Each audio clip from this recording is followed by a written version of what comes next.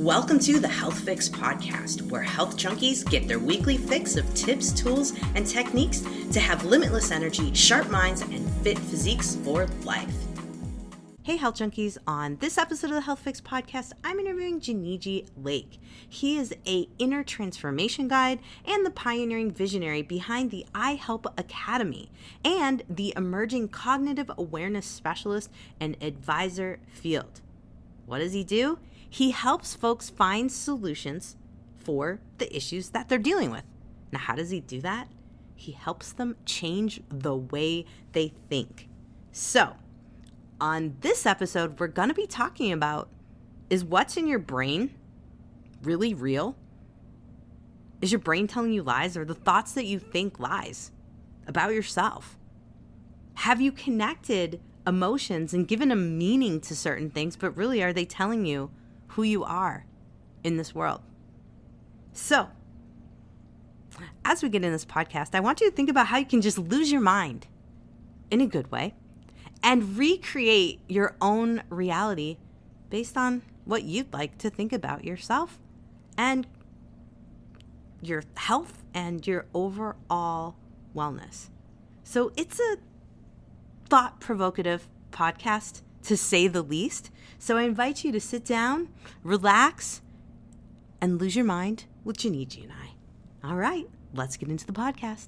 Hey, health junkies. I have Jeniji Lake on, and oh my goodness, we are going to be talking about one of my favorite subjects, looking within, discovering yourself, and figuring out how you can use your identity to help problem solve a little bit within life, within health, and things of that nature. So, Jeniji, welcome to the Health Fix podcast. I am so grateful to be here. What an awesome podcast you have, an audience. Let's do this. All right. Well, let's jump in here. So, of course, like everyone that comes to the podcast, I like to ask, what launched you on the journey to realizing that, there's something more to just my upstairs brain helping me to navigate life. There's something more. There's this infinite wisdom. How did you come to discover this concept? Well, I can definitely tell you when I had not discovered it. And I think, like all of us, my story, my origin story of this, realized the day that I saw my mind have a thought arise that I did not ask for. It was amazing that for the first time I saw my mind think independently of me. And it made me wonder, what else have I been following on these thoughts, like instructions, instead of just random stuff in my head? Am I the thought, or am I the chooser of the thought? Because for the first time, there was a chooser that I could believe that thought or not. Yeah. And that started me on this journey of finally realizing there's a difference between the thinker and the thought, and the believer and the belief. Because for so long, I thought they were one and the same. Oh, for sure.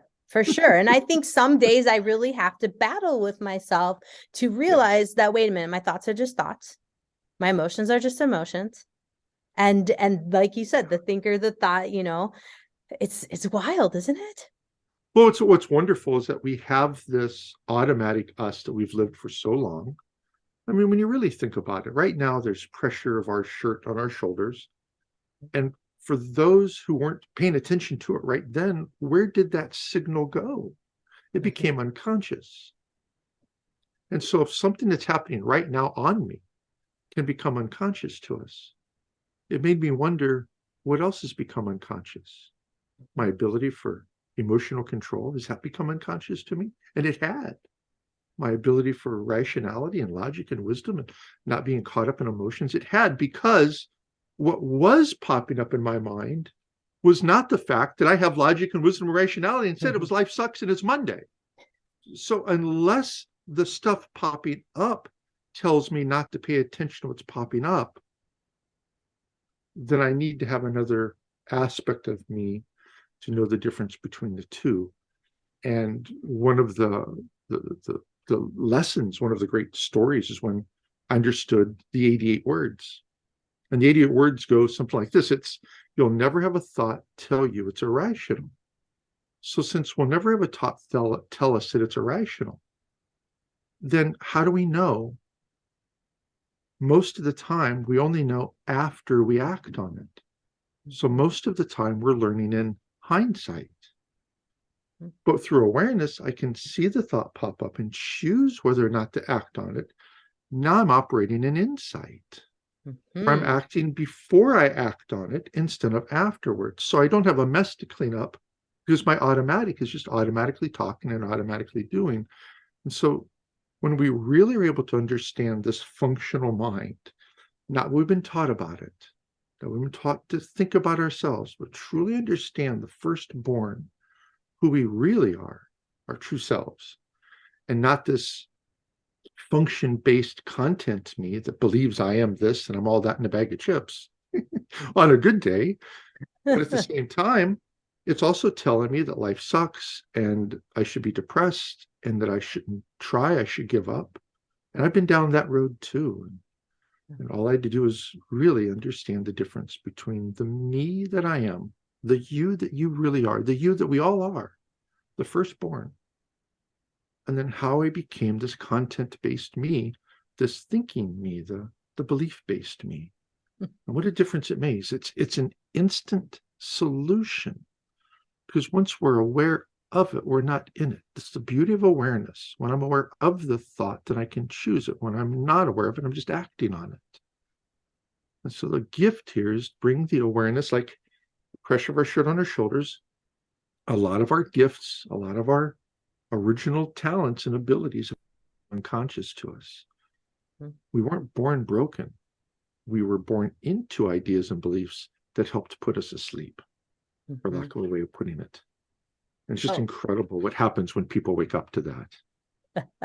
Absolutely. Absolutely. And I would say I'm kind of waking up in the last couple years. I've started to realize these things. Otherwise, I was pretty much asleep and kind of floating along. You know, I think a lot of us are in that case. And I think one of the biggest things, and probably the hardest things for a lot of folks to figure out is like, okay, so how do I find my firstborn? What are the steps? Like, what do we do? Because we're all so used to that process of having a process to the process, you know, figuring it all out. And we all want either the book or, you know, the like Cliff Notes version of how do we do this? So I'll give you the 30-second version of how to change your life, because that's all it takes. Remember, the mind is not time-based. Therefore, our problems are not time-based. So the solutions are instant. So what we're looking for is looking for present moment solutions. But we've been taught to use future-based solutions, where our solutions are in the future. I'll give you a quick example. Breakfast, lunch, and dinner are future-based solutions. But what if I'm hungry now? They invented snacks. So snacks are present moment solutions to solve a present moment problem.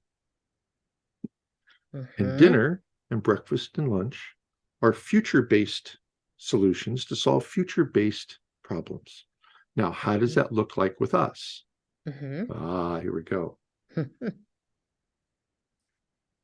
When I become aware that there is both the me that I was born as and the me that I became in the mind, I am now aware of both, therefore I'm not locked into one.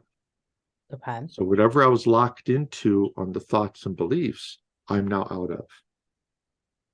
That fast. Because I now have the awareness that I am both that which has the functions to have a thought, and I'm that which has the thought itself, which is the real me. Well, the real me is the function-based me, not the me that I say I'm Jeniji and I'm having a thought.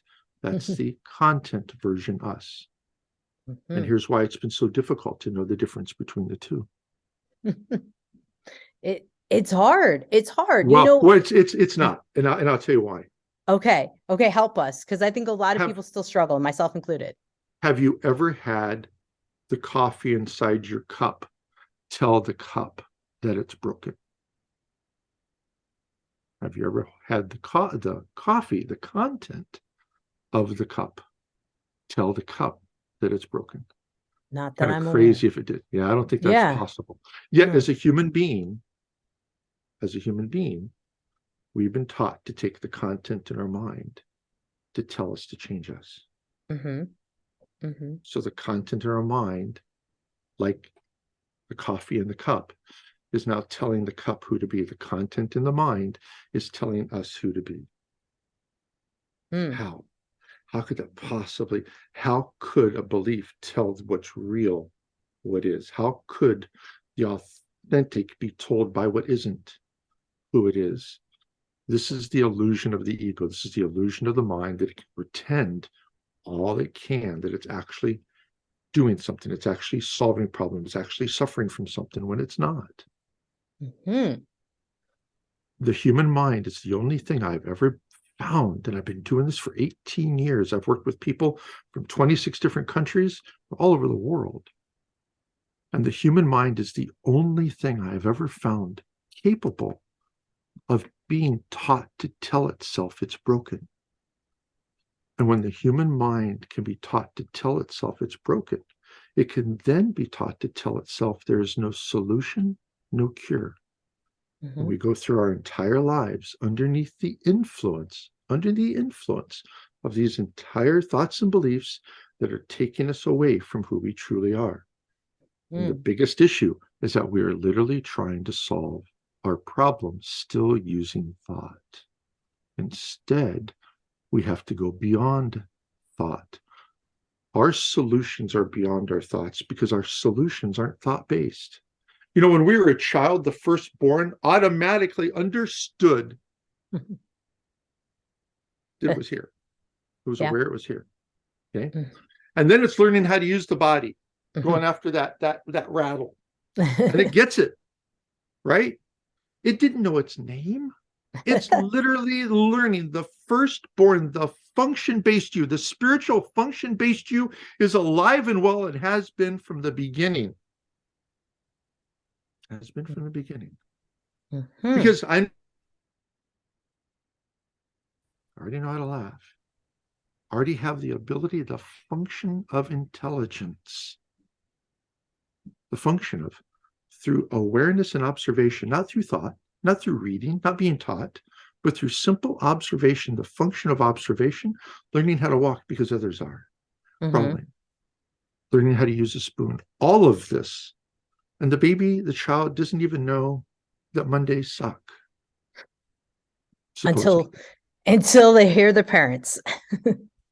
Well, what happens is that around that 18 to 24 months old, there's now this transition in the human mind.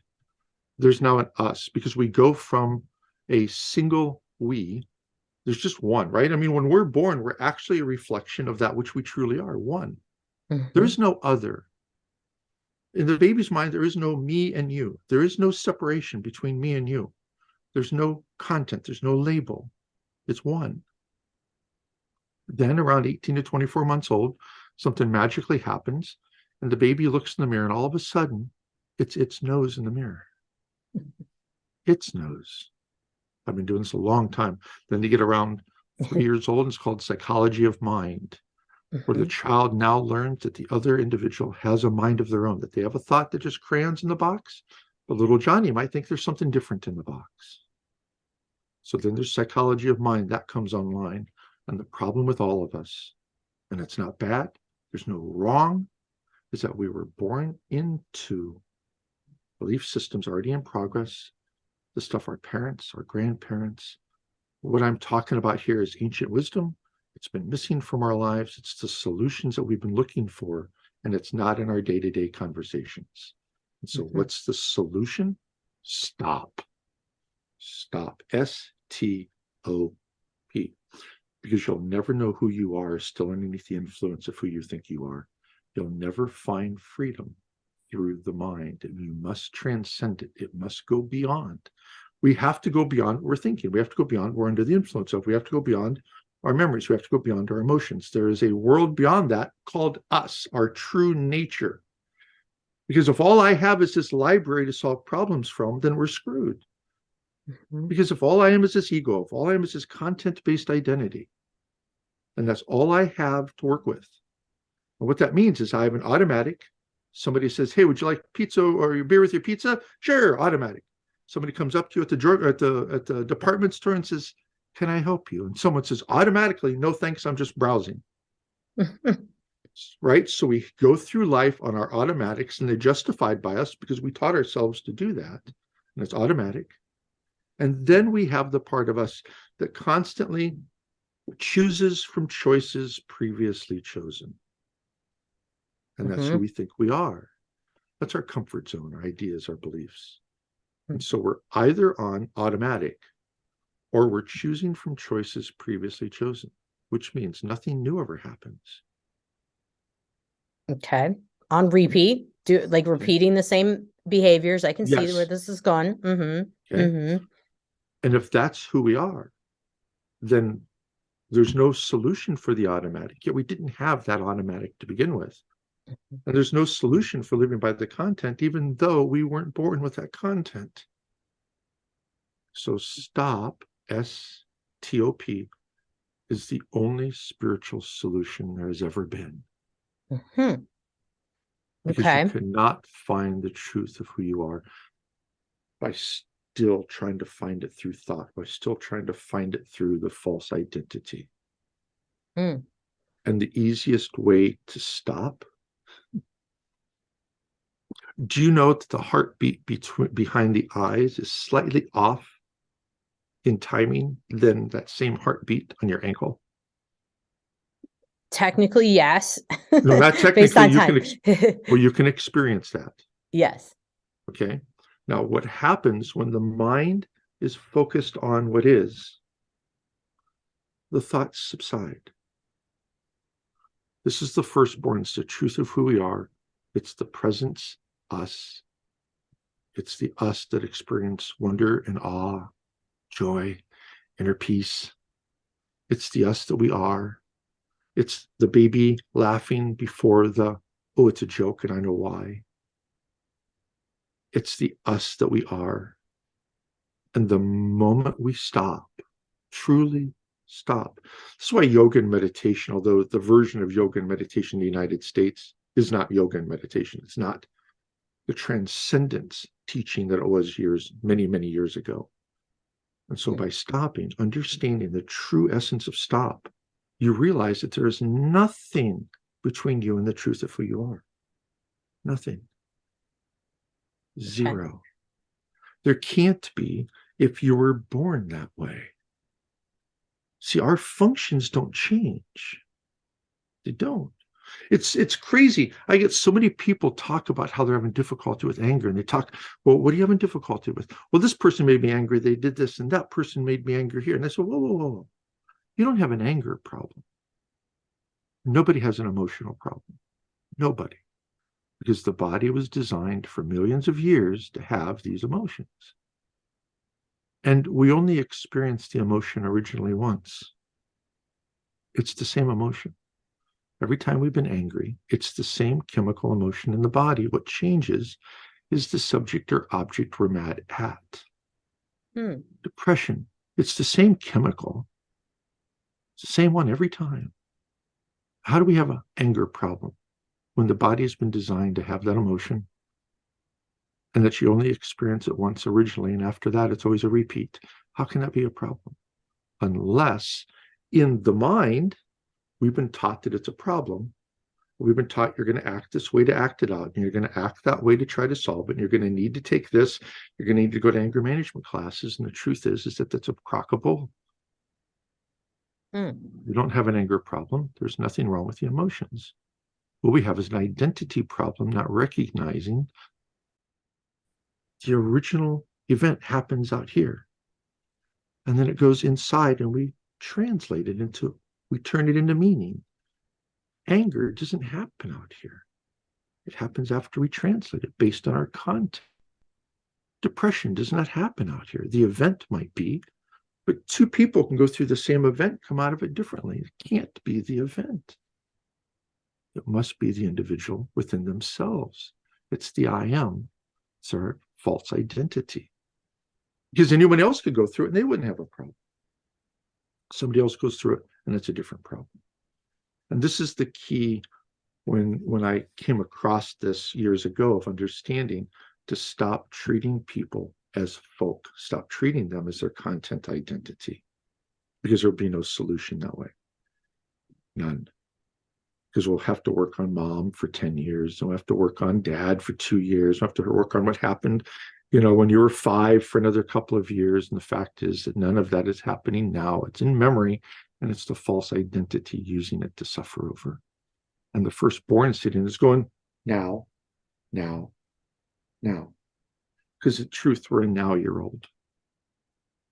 In reality, in what is, there can only be what is. Everything else is imagined. Okay. So we are what we are, a now-year-old. You are that which can only be true now. That's reality. But in the mind, we can imagine that we can be anything we want. So what's more true? The truth of who we are right now, as we are in reality, or what we've turned ourselves into in the mind? And there's the answer. And then how we get to that is a little different for each person, because again, I'm not working with the function. It's the same for all of us. What I'm dealing with are the false beliefs from the person that I got to get through those to show them that they've been healthy all along. Yeah. I think that's a big thing that I find in the health and wellness industry. We have chronic pain that can really take over people, anxiety, depression, anger, those kind of things too. What if anxiety and depression were made up in the mind and they don't exist? I have questioned that often. What if anxiety and depression, all of that is nothing more than a symptom of how the mind is being used and not a symptom of the mind itself? Which Good again, point. the firstborn does not suffer from those things. I'm sitting here and it looks like I'm fairly well put together, sort of, whatever words you want to call. But in my past, suicide, drug addiction, homelessness, family that was so poor we literally could not have either propane for heat or to cook food in the winters. I understand poverty and I understand suffering. God, I understand suffering. And I wanted to end it because there was no solution out there. And somebody came to me one day and said, listen, what if it isn't that there's no solutions? There's just no solutions in your bubble. Maybe there's always been a solution. Maybe you've never been broken. Maybe there's a way to see this. And that put me on a journey. And I just happened to get lucky one night and watch my mind think independently of me. And I got it, understood. How can I be the mind and the one watching it at the same time? Which is the authentic me? Which is the true me? So achieving that you being you and the person who's in the world as we speak, the thought-based person and the authentic self, to achieve that separation and the transcendence, this is where a lot of people struggle. Like you're saying, stop the thoughts. Sometimes stopping the thoughts can be an interesting battle, maybe is a good word. What if we stop paying attention to them? Because thoughts are going to happen because we have an unconscious mind. How many things, if everyone listening right now would look around them, how many of us are actually paying attention to the carpet, the curtains, the pictures? We are choosing what to pay attention to. And if we want to pay attention to our thoughts that tell us we suffer, or if we want to listen to our innate wisdom that says we don't have to because it's a choice, I guess it just depends on who we're going to listen to. This doesn't take time. This is the problem. When it comes with the mind and the true self, these are not time-based problems. It's not like the recipe for cookies, where part of the recipe, part of the solution is that you have to put them in the oven for 12 minutes. I mean, really think about that. A true solution for the human being is not time-based. It has no physical components. If our identity is virtual, how can something physical solve a virtual problem? If our identity is inner, how can an external solution solve an inner problem? We must truly understand where the real solutions lie. And it is not in the content in our mind, and it is not out in the world. The true solutions for who we are already lie within us. The key to getting past all of the beliefs and ideas is to understand that there has to be a universal us. What if every person on earth, their body was made of earth? How would we judge people then?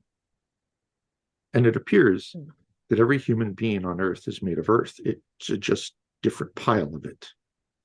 So how do we judge bodies on that? If every person is born into beliefs, not with them, then how do we judge someone based on their beliefs when we know that they're beyond that? And it's the same with ourselves. If I understand that each of us are born into a human body with a human mind, and that the only difference that any of us ever have is the content we take on to create a social identity, and that's the difference, then all of a sudden we're now living in truth as a society. And I can see you as equal to me. I can see your body the same as me. I can see your true self as the same of me. You have logic, wisdom, rationality. So do I. Your true self has executive function to decide, free will. You're firstborn, your truth of who you are has emotional control. So how can emotions be a problem? When we understand the body is designed to have them. And the lie is that it's because John made me angry that it's a different type of emotion than because I got angry because it rained. It's still the same. True. One of the benefits that I love about your podcast is that I was listening to one of your episodes the other day, and it says you got to go back to basics, got to go back to the original. And it really is understanding the foundation of who we are, not all the crap that's been put in our mind since we've been born. And I'm hoping that the individuals listening can allow themselves to just understand one thing. How could you be depressed? How could it be part of you when you weren't born that way? How could you have anxiety when it's a symptom of how the mind's being used, not of who you are? What if you've been whole since the beginning and nobody around you knew how to teach you? Because if there are solutions out there, then maybe it's just not known by you. Maybe it's just not known by the people around us. Maybe it's like the wheel. The wheel was invented some 4,000 years ago, it said. And it said that it wasn't invented again in China for another 1,200 years after the original invention. Now, here's what's interesting. Think about this. The wheel was known on Earth by a small portion of people there on Earth, but nowhere else. And it wasn't that the area we call China heard about it. They had to figure it out on their own.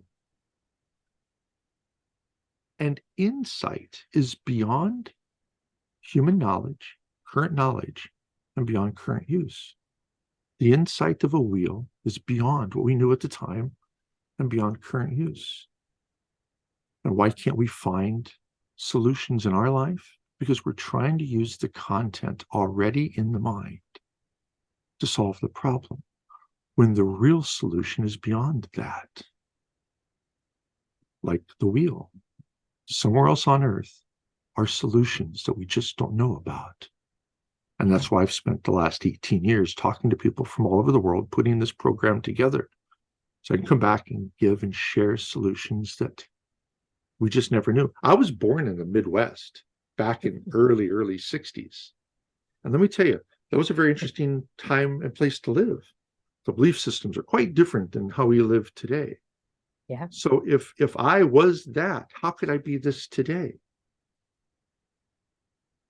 If I am my beliefs and I am my thoughts, and it's permanent, that's who I am.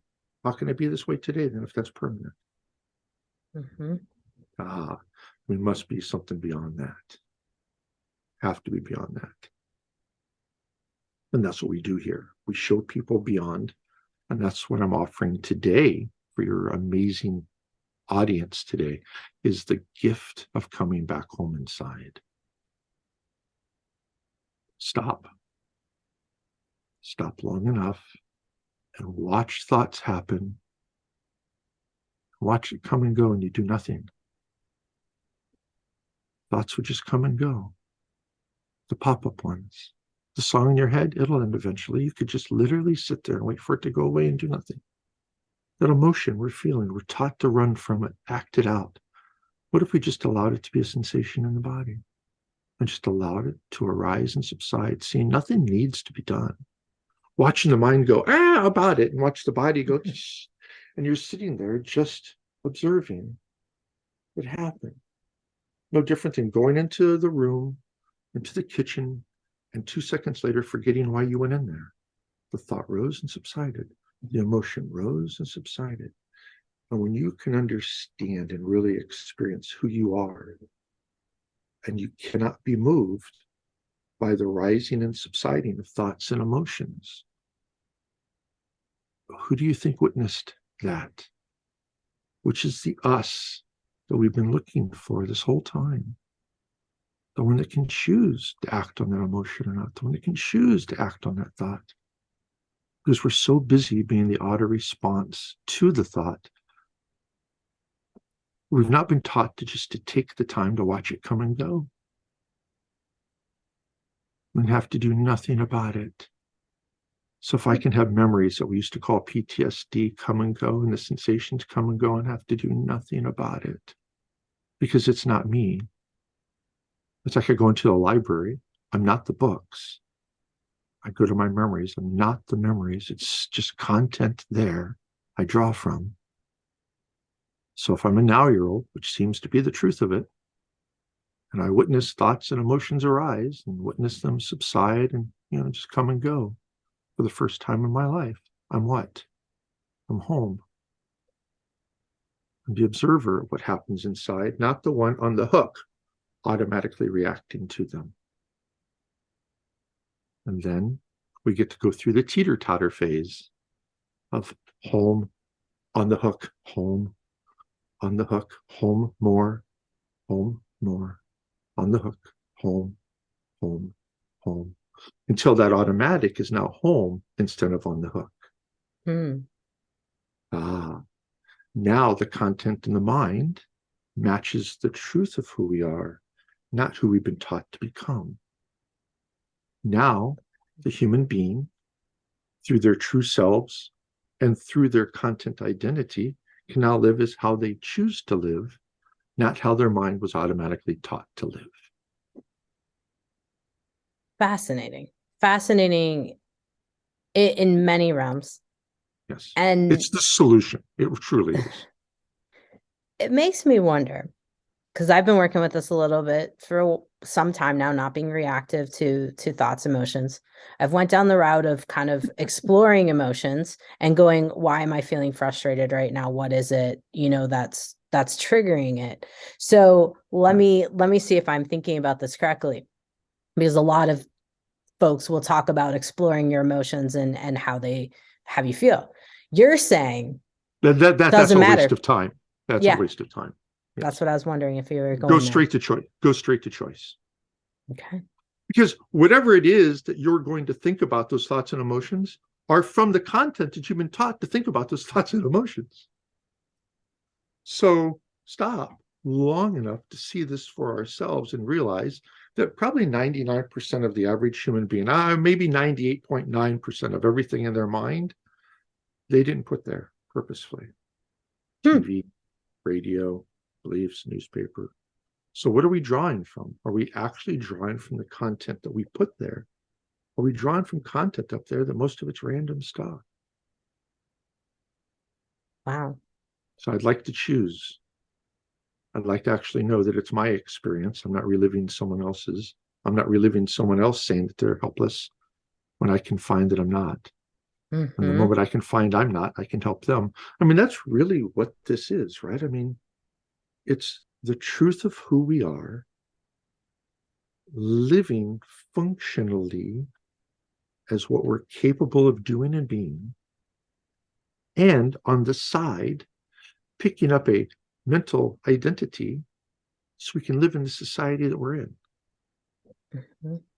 Because that mental identity would be different if it was Japan, different if it was Germany, and yet the truth of who we are is the same in every country. That's true. That's, something I never really thought about. You could be anywhere and you could be you anywhere.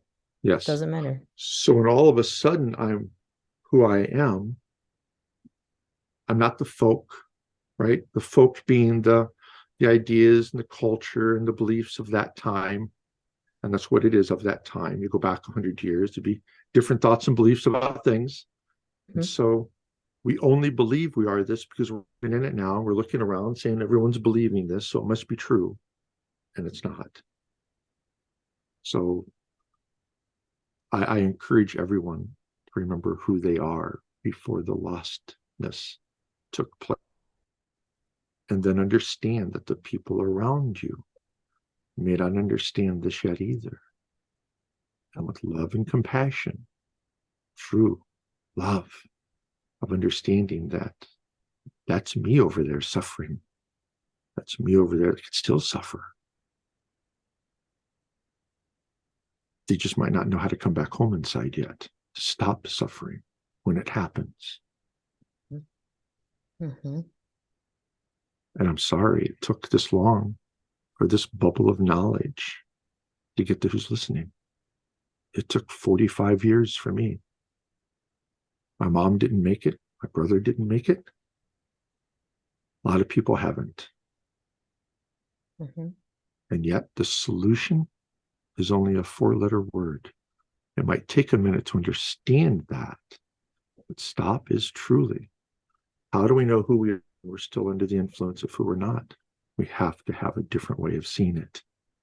Mm-hmm. Yeah. Yeah. No, I mean, it makes perfect sense. It makes perfect sense. I think what I'm thinking about right now is going to, okay, stop. All right. Do we repeat that to ourselves and practice this? And on average, I'm a geek. Of course, I'm always like, on average, how long does it take someone to learn the stop mechanism to just let the thoughts pass back and forth and choose what you want to? So if we take time out of it, Okay. of the ego. So the ego is trying to find a strategy. If I stop for 3 minutes for 72 and a half days in a row, that will work. And then ego will do it for whatever time, for that many days, and it won't work. Because this is beyond that. So what does it mean to stop? The first thing we have to do is we have to stop thinking our stories are the only way something could be. So the first thing is we start looking at what we've been running on automatic. Oh, they're this way, and they happen to, I bet they pulled out in front of me, and they hate me, and they saw me back there, and they stop. Why think you believe this? Stop thinking that the automatic thoughts are based on reality. It's not. It's based on decisions we made years ago or months ago. It's just projecting now. You're an idiot. We don't have to think about that. We're blurting out. We decided people were idiots years ago. Just automatic now. So how can we for sure know I chose to say that when it's automatic? Stop. See that. Just see that you have an automatic, and that's been the majority of the problem. I don't know of anybody that's chosen to have problems. And then see when we're not on automatic, how much of our decision making is habitual. How much of this doesn't allow me to see something in a new way. So I first have to stop believing that my automatics are the only way I can handle something. And I have to stop believing when I ponder and think about something that my answer is the only answer it could be. And so both have beyond in it. If my automatic isn't the only way I could automatically handle this, then all of a sudden I'm beyond, not locked in. Oh, thank God. If I can see that the content in my mind, my thoughts, beliefs, my experiences aren't the only way that could handle something, now I'm beyond that. And what's the first step to beyond? Well, the first step beyond is simply seeing that whatever is arising automatically is not you. And I just want to see and recognize it's not me, that there's a beyond. It can't just be they can't just be the idiot that pulled out in front of me. Maybe their name is Bob and they have 2 kids and one of them are sick and they're rushing to the hospital. Maybe their name is an idiot. I have to see beyond that. My life sucks. It's Monday. I'll never get over this. Stuff has happened in my life and I'll never get over it. Is that true? Has it happened to other people and they've gotten over it? Yeah, and then we want to add the irrational that justifies us staying stuck. And the only way to see beyond that is maybe. Maybe is a beautiful word. Maybe someone on earth has a different way. Maybe. And all of a sudden, that maybe allows me to see beyond. There's just something beyond what I'm thinking.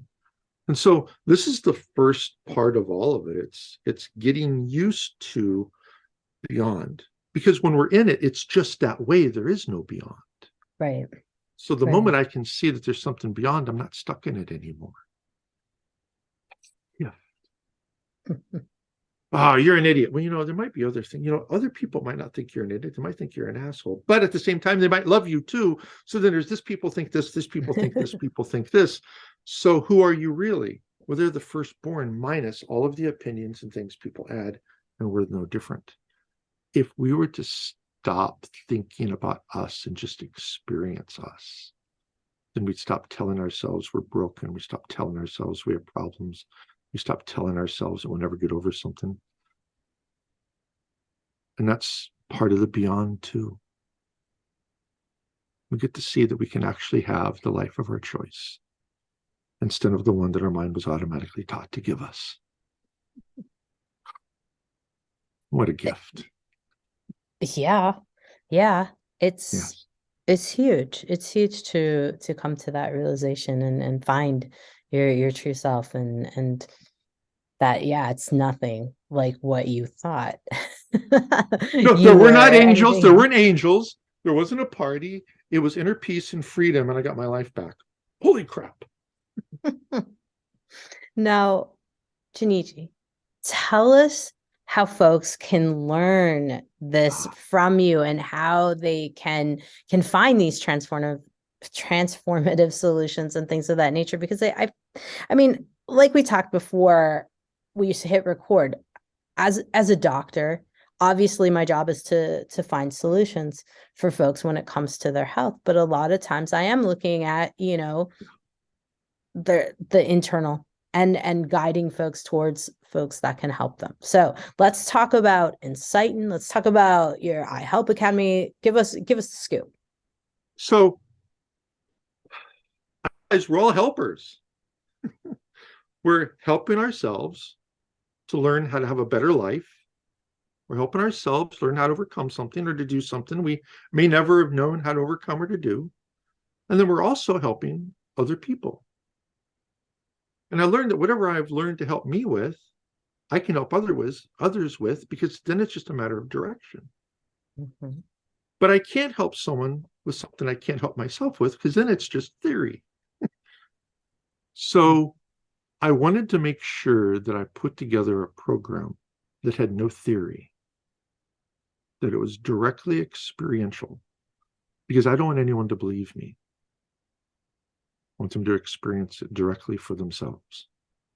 And this is especially true for the coaches, the educators, course creators, the professionals that we work with, because in their toolbox of trying to help other people, they've been kind of limited in missing the things that we've been talking about here in a way that they could actually apply it and use it. And it's the same with individuals as well. So we put together this amazing program.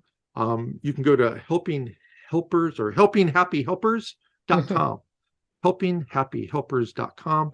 And there you're going to get access to a lot of free material, a lot of free training, because we want you to understand exactly who you are exactly how to solve the problem and how to then help others if this is your calling, even if it's a family member. Mm-hmm. Mm-hmm. Because we all need to have usable tools. We need to have usable things in which actually make a difference in our life. We don't need more theory. We don't need more beliefs. We don't need to keep buying and trying things. We need to actually have a solution. And the insight system that I utilize is understanding that the power of a human being is our ability to go beyond. No other creature has that. No other animal that I'm aware of, and I'm willing to learn. But as far as I know, we're the only creature that actually has the ability for future, to imagine future, to see beyond what we're currently under the influence of. And that being the case, now there's others out there that can't imagine, but we're actually so adept as a human being to create. And we've created worlds that make us suffer. We can create worlds that don't. That's the key to all of this, whether you're an individual or a coach or a professional, or you're a doctor, it doesn't matter. We're all working with human beings, and we're all working with the function of the human being or the content of the human being. And knowing who we're talking to makes all the difference. True. That is true. Well said. Wow. Jeniji, I've got some new ideas. I think that a lot of folks are probably going, okay, lots to ponder. Yes. Let's say ponder, let the thoughts come and go, guys. Stop for a minute, let them come and go, and see, what shakes out for you. But I like what you're doing. It's good stuff. I'm looking forward to testing out a couple of the stop techniques myself here and seeing how my brain fares and what's inside that, as you said, the firstborn. I like that. That's fun. I'm gonna take that and go, okay, what is my firstborn up to? So once again, thank you so much. I appreciate it. It's good stuff.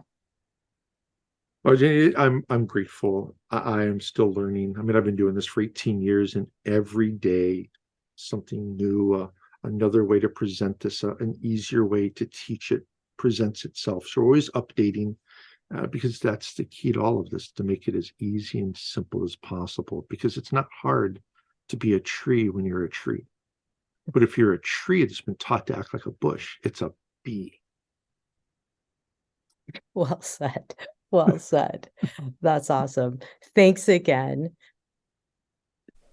Hey, Health Junkies, are you feeling just off? Feeling like you're aging a little bit faster than you want to and wondering what in the world is up? Hey, I might have some answers for you and some direction. If you want to chat with me, I am offering complimentary calls right now. You can head over to Dr. spelled out JKRAUSEND.com. Take my quiz, click on the schedule a chat, and let's talk and see if we can get you in the right direction. And if I'm able to help you, I'm going to let you know. Otherwise, I'm going to help you find what you're looking for. Head over to drjkrausend.com and check it out now. Hey, fellow health junkie, thanks for listening to the Health Fix podcast. If you enjoyed tuning in, please help support me to get the word out about the podcast. Subscribe, rate, and review, and just get that word out. Thanks again for listening.